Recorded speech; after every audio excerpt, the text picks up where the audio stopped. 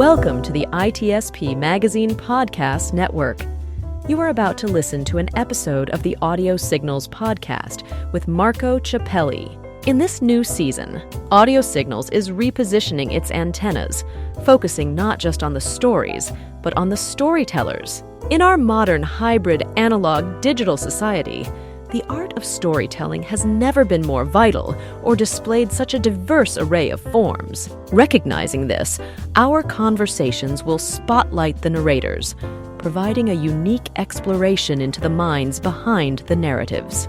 From authors to podcasters, visual artists to songwriters, and everything in between, we will engage with all who contribute to this extraordinary tapestry of human experience. We are all made of stories after all.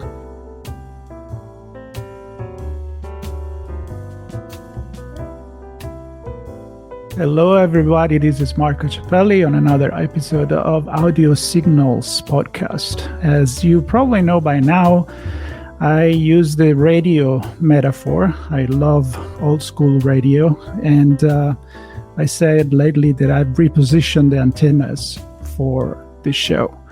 And I'm trying to capture not only the stories and not only conversation about storytelling, but I want to capture the stories behind the storytellers, the way they create the stories, and they use the media that they use to share with the world. What is their goal, their vision, their mission, which means that pretty much everything can help to share a story. A podcast, a book, a movie, even a ballet, a theatrical, a painting, a representation of anything. So with that in mind, even when we talk about science and human science and psychology, I'm getting there, be patient with me, audience, we need to tell stories so people understand even complex and complicated topics. So we digest them and maybe we remember something about it and maybe help us to change our life, our perspective. All of this because today I have one of my favorite person in the world, Deborah Heiser, from the Mentor Project, an organization that I'm proud to be part of, but also someone that is an expert in aging, and she writes for important magazine like Psychology Today. She's a professor and a lot of other things that you're going to hear directly from her. So, Deborah, welcome to the show. Thank you for having me, Marco. And I'm really excited to be here with you today. Well, it's always great. I mean, we talk often apart from recording. So now I have to remember that we are actually recording. So we are here to tell a story. And the story is the one about, like I said, it's about what you do, why you do it, and why you are now telling a lot of stories in different formats to your audience about what you do and what you try to achieve. So no pressure. Let's start with you. How about that? Let's start from the beginning. Sure. Once upon a time, there was Deborah. You know, when you told me about storytelling, it really brought me back to when I was a child. I lived in Iowa, and I was the oldest of all the grandchildren, and I had the honor of going with my grandfather when I was like 4, maybe 5 years old. He would pull up in his gigantic Cadillac convertible, and I would ride in the front seat of his car every weekend. He was really giving my parents a break, but he would take me out, and we'd ride around town and we'd do his errands. So we'd go to the post office and we'd do all these different things. But on the ride, he would tell me about people that we would pass in the car. So he'd say, "Hey, see Mary over there? She gave her husband a hard time last night." And, he was so upset. He's off at work now, probably telling everybody about how she gave him a hard time. And then we'd pass somebody else and he'd say, "Oh, do you see, Mr. Wells over there? He's sitting on that bench right there because, he is out believing that he can do something new, and he's sitting there thinking about what he's going to do and then his next step." He would tell all these elaborate stories. I'm not elaborating the way he did, but it was unbelievable. I thought he knew everybody in the whole world. I was sure that he was the most popular guy on the planet because he was telling me about everybody. Turns out he didn't know any of them. But one thing he said to me was, never judge anybody by what you see. There's a story with every single person in the world. You don't know if they had a fight with somebody one day. You don't know what they're thinking about. He said, I wanted to give you some information about how I see people. I see everybody as having a story.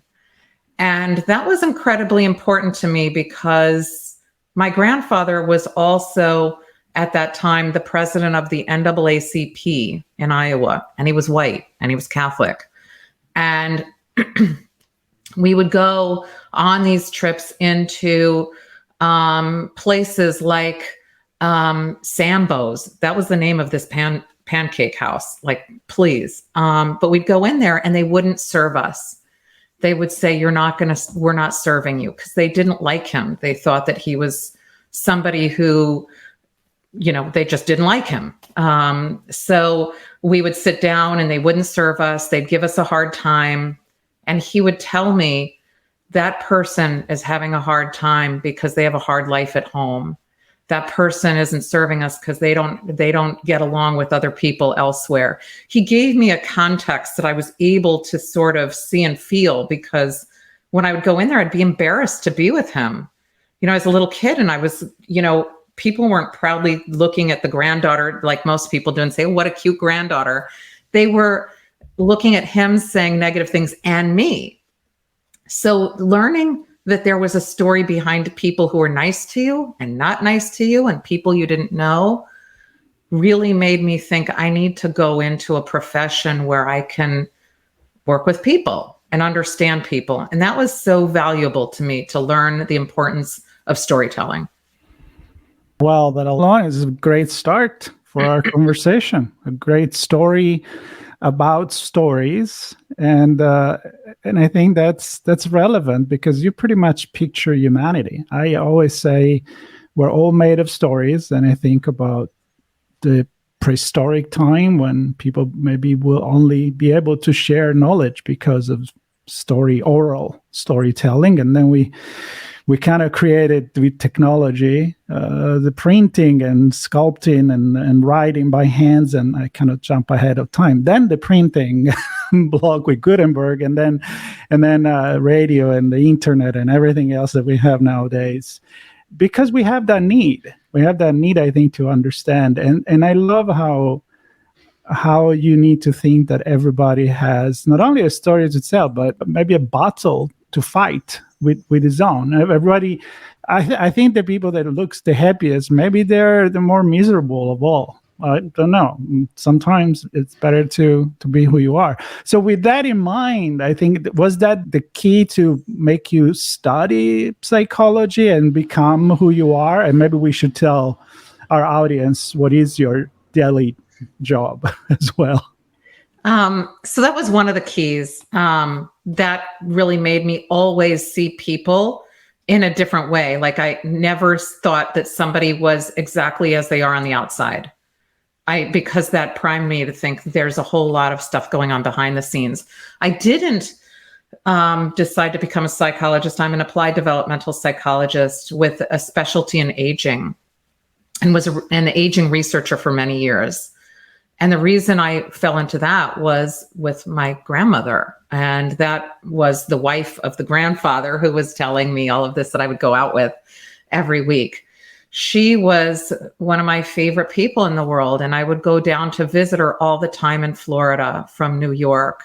And, I was a young adult, and she was the most fun person ever.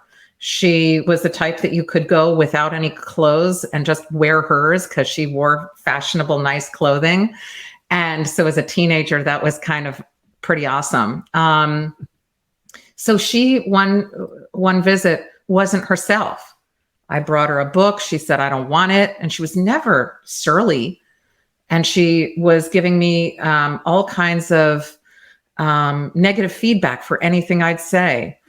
She didn't care if I visited. It was really hard. And I said to the person at the assisted living facility, there's something wrong with grandma. And I didn't understand at all what was going on. And she said, oh, she's depressed. I didn't know what that was. And they said, don't worry, we're going to fix her. And I thought, how are you going to fix her? I came back for my next visit, like a month and a half later, and grandma was fixed. Grandma was back to herself. She was back to driving us around to go shopping and do all the things that we love to do together. And I said, I'm going to do this. I am going to work with older adults and I'm going to fix grandmas. And that was part of what got me into psychology. One of the big reasons I went into psychology. And we all need a big why, or maybe a small one. I don't know. Sometimes it may be just one sentence in a book, right? Like a drop of something, but just capture your attention.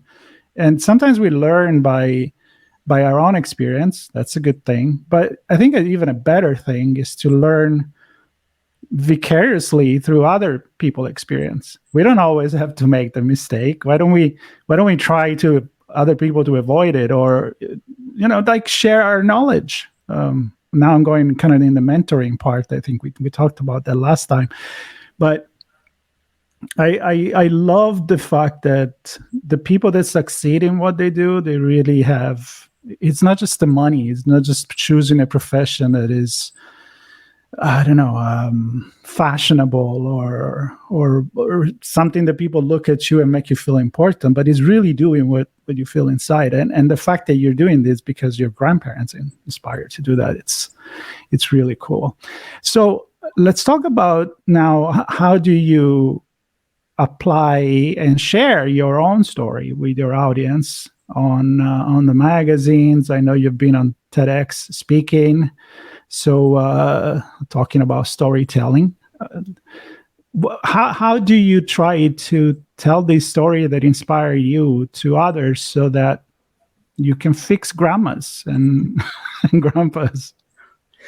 Well, I sort of pivoted from fixing grandmas. I went into research and did that for a lot of years, looking at depression and all of the pathology that we think of when we think of aging.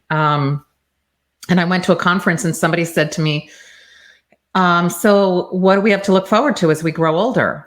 And I had gone to this conference thinking I was going to be so embraced, because I was really kind of feeling like I'm pretty cool. I do all this research. I was really patting myself on the back, kind of living in my own bubble, thinking I was really awesome.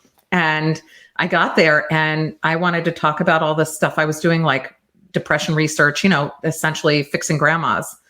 And they said, well, what do we have to look forward to? And I said, well, we can fix, depression. We can, try to look at new ways to look at Alzheimer's disease and frailty. And I listed off all this pathology, and the person said, that's not what I want to look forward to. I want you to tell me what I have to look forward to. And I was stumped. And so I left there feeling terrible, like I didn't have an answer for myself or for this other person. I was just kind of doing work that I felt was good. But then I had a revelation, an aha moment where I said, maybe there's more. So I put my nose to the grindstone and I said, wow, there really is a lot that we have to look forward to. And I gave a TEDx talk where I spoke about how we have the world to look forward to as we grow older, that we're not just physical beings, but we're emotional beings. And as part of that, in midlife, we have a desire to give back. And there are 3 ways we can do that: mentoring, volunteering, and philanthropy.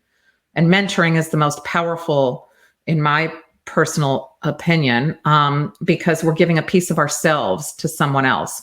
We're putting ourselves out into the world when we're sharing our expertise and our values and knowledge. So on the TEDx stage, I talked about that, how I was someone who was changed. I would go to cocktail parties and nobody'd want to talk to me because I was the aging specialist. And so I now was looking at life through a new lens and all the stuff that we have to look forward to, like being happier and feeling fulfilled and feeling like we have a legacy, that all those boxes that we have checked our whole lives matter and that we matter. And that's where mentoring and the Mentor Project, which I founded, which you're a part of, really helps. We're able to take our expertise and everything we've ever gathered and put that seed into somebody else and watch that grow and essentially make the world a better place, and have made a mark in the world. I love it. I love it. You went from expecting for something that is going to break for sure. You're almost like the mechanic that is doing business when the car is broken. Yeah. To be the person that doesn't allow the car to break.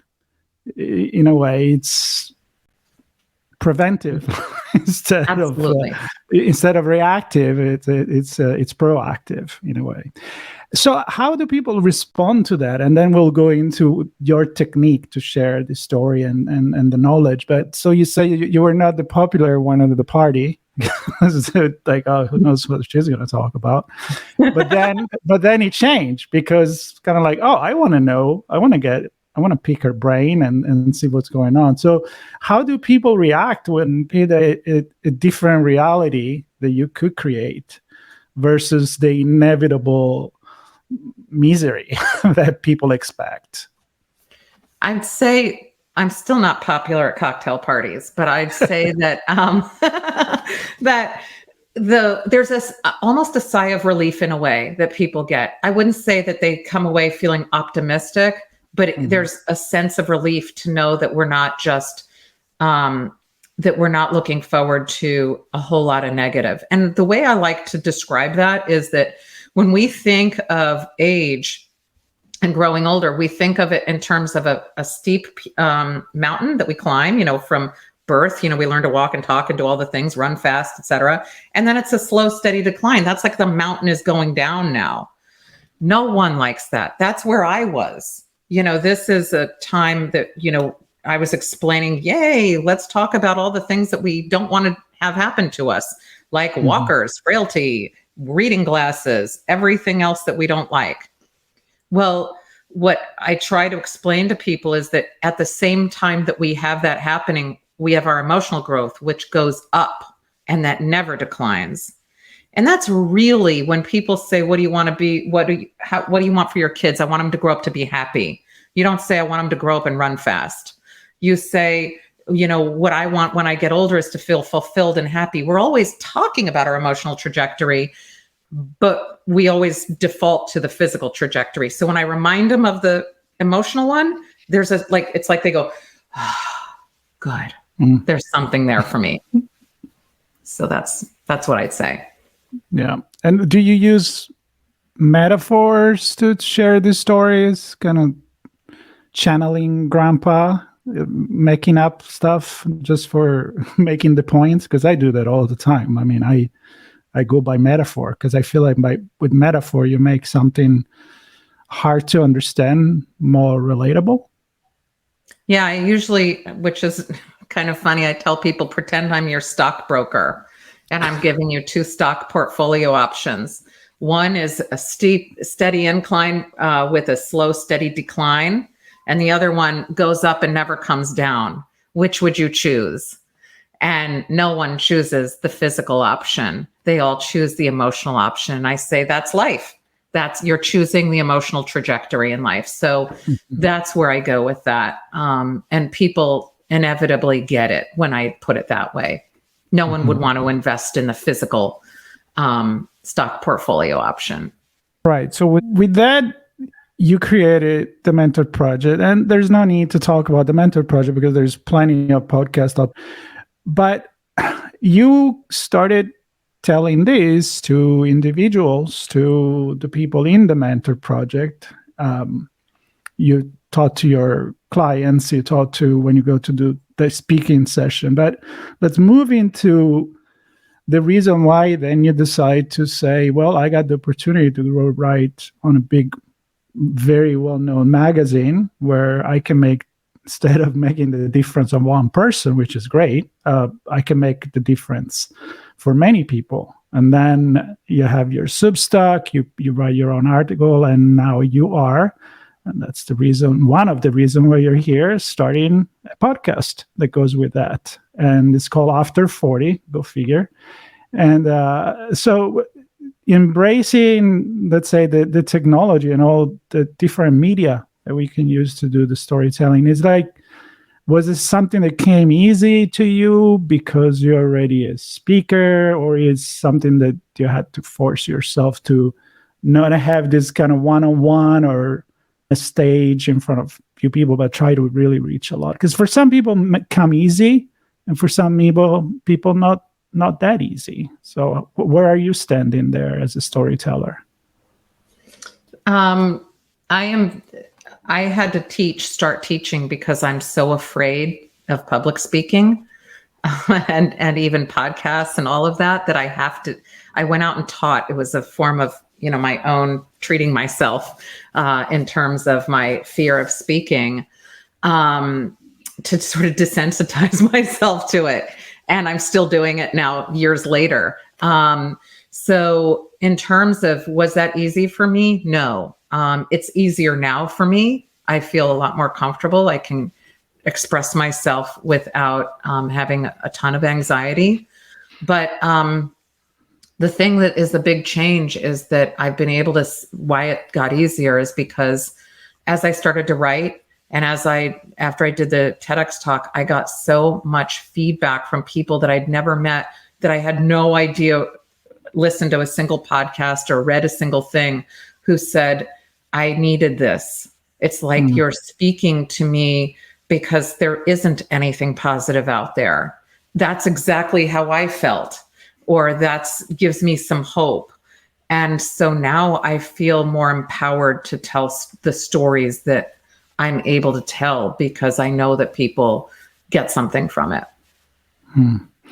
Are there stories out there that you like to read or to watch, movies or anything that you watch, the pure entertainment, just because you want to just get out with your head from your work and your thoughts? And some other times you get something out. There is always a moral in every story, right? Even the most stupidest one, there is something to learn. And especially if it's a story for kids, or that's how kids they learn what is right and what is wrong. So storytelling, again, is important.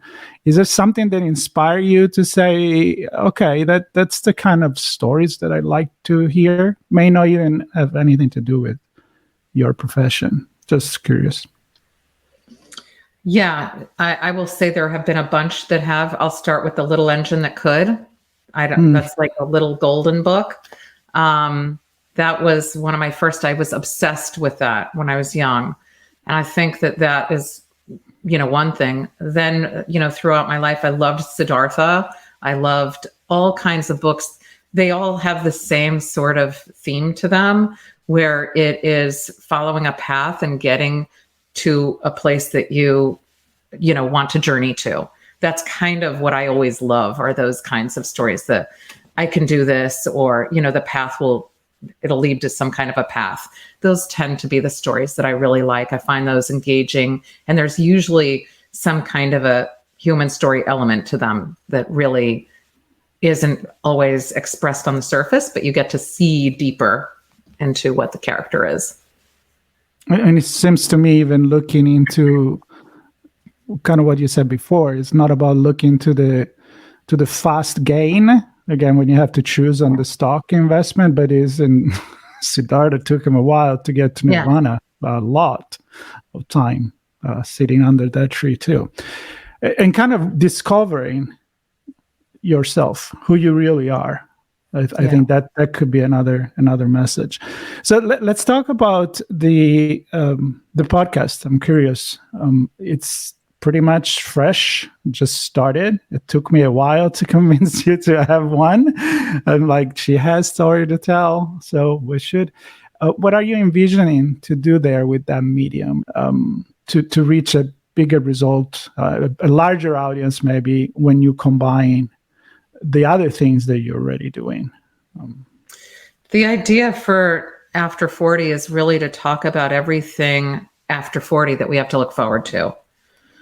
So of course, I'll take any questions that a person might have and answer it in that time during the podcast. So I would definitely welcome anyone to reach out and ask a burning question that they may have.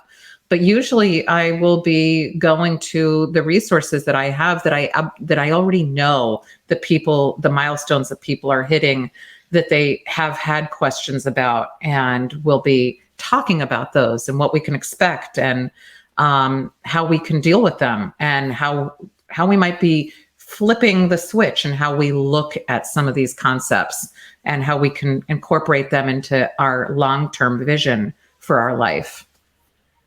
Very cool. Are you going to have guests as well, maybe once in a while? Or Yeah, absolutely. I'd love to be able to bring in some guests from time to time, for sure.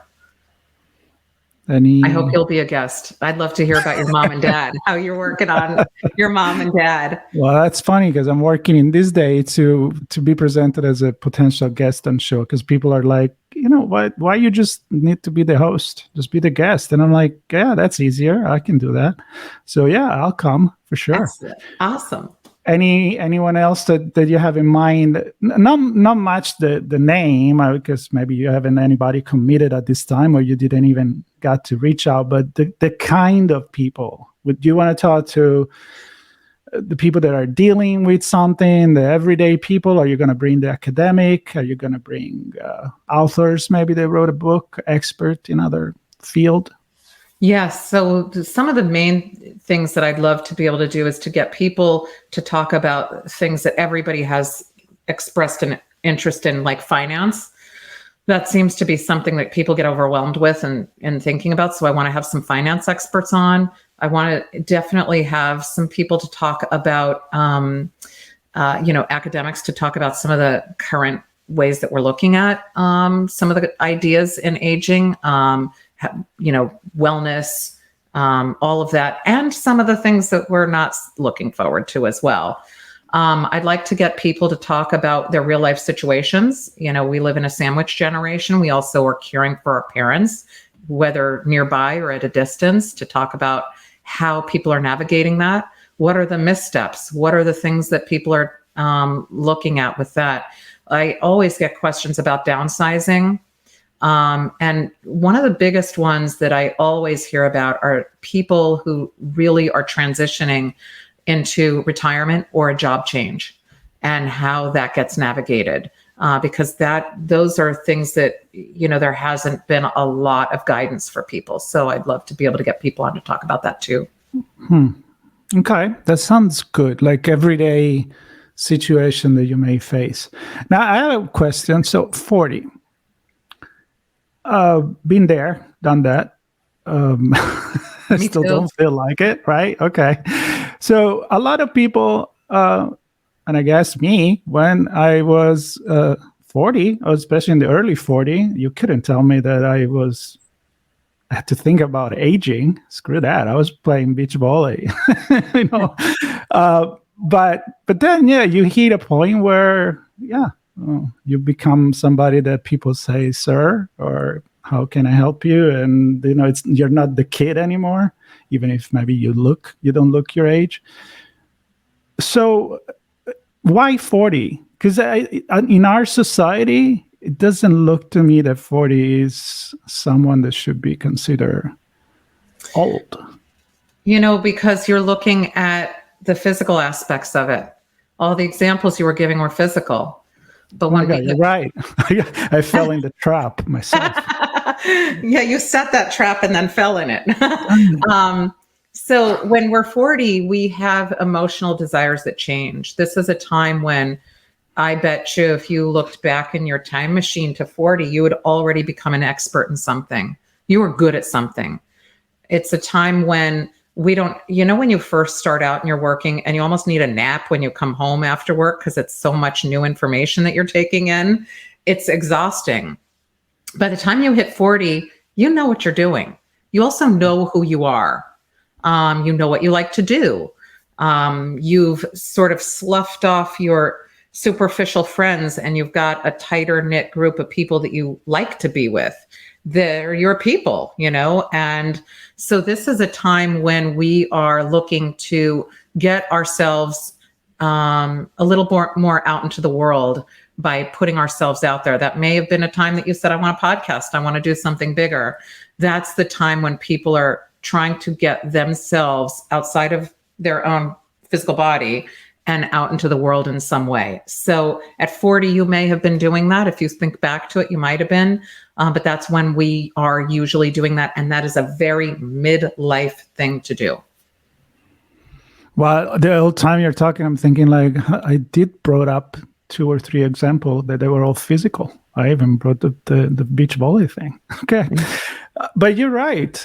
You get to the point that I think you give meaning to things that you didn't do. And you say, well, that's cool. Actually, that's better, at least for me.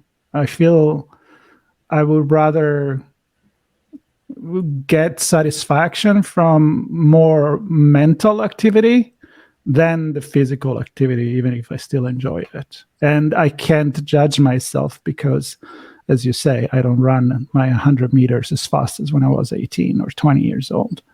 So that makes a lot of sense. Well, I think that there is a lot to learn. And that when people listen to your podcast and read your article, I think it's the time to do a really good looking yourself in the mirror and then peel the layers and look inside.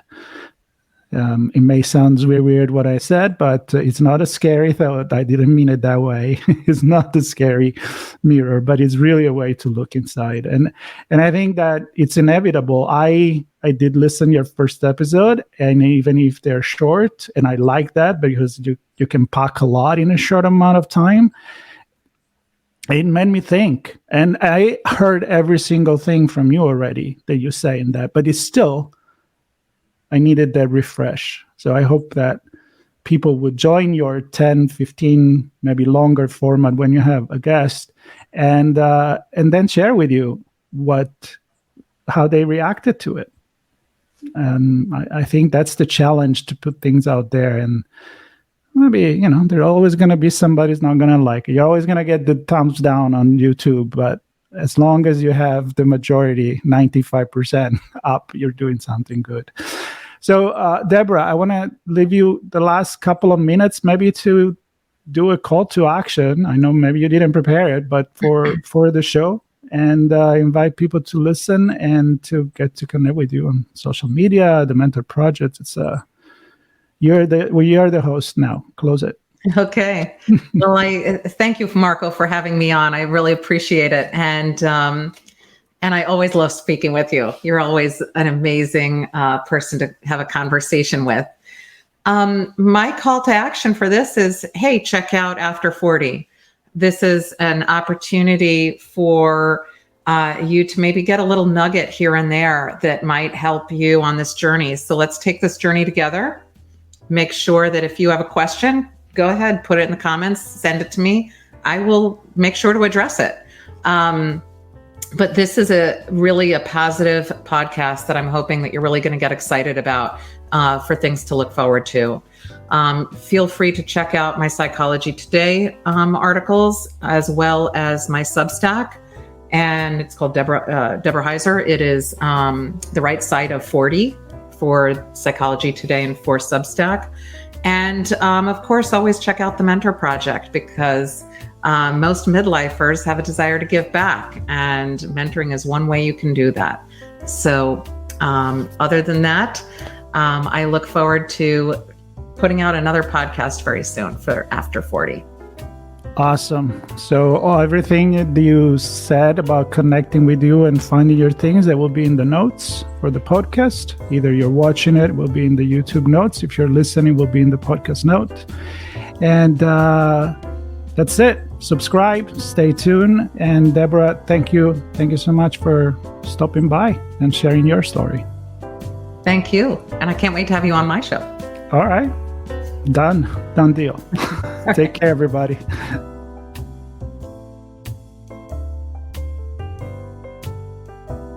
We hope you enjoyed this episode of Audio Signals with Marco Ciappelli.